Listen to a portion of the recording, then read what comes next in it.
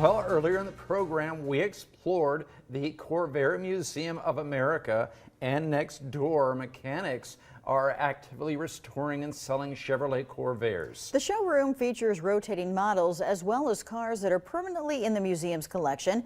Grace McDonald is here with more. Good morning, Grace. Good morning. Yeah, the owner of Shade's Classic Corvairs pointed out to me some of the prized pieces in the showroom currently, starting with a 1961 Corvair Lakewood wagon. Just like all Corvairs, the engine is installed in the back of the station wagon. There were only 32,000 total manufactured for a year and a half. Then, General Motors also made 17,000 of this Corvair truck from 1961 to 1964 with a side gate. Next up, a 1966 Corsa, which was on the top end of the Corvairs. It was a Bonneville Speed Trial record holder in the early 1970s, but Chris Shade is particularly proud of the 1966 Yenko Stinger. What we have here is a very unique Corvair. In fact, most people don't even know about him. So Don Yenko owned a Chevrolet dealership in Canonsburg, Pennsylvania. He was big into racing, and he was a Chevy dealership.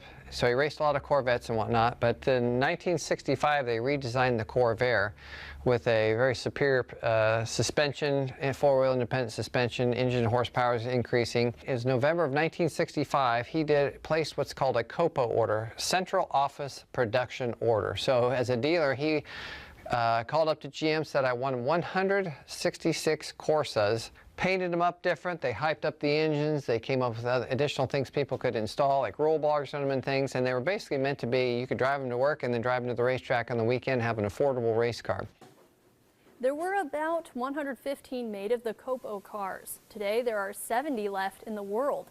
The one on display in Hastings is number 76, which Shade called a complete rotisserie restoration. Very cool cars there. And Grace, how can people view these models at the Corvair Museum of America?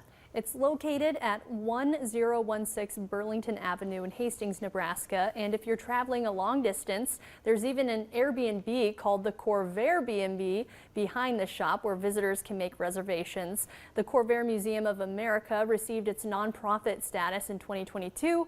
And since then, the board of directors have been trying to expand their operations for the future. Wow, that's really cool. My dad was an expert mechanic, Really? auto mechanics teacher, and he talked about those Corvairs. I remember those, so that's Very really cool to cool. see those. Yeah, thanks, Grace. Thanks.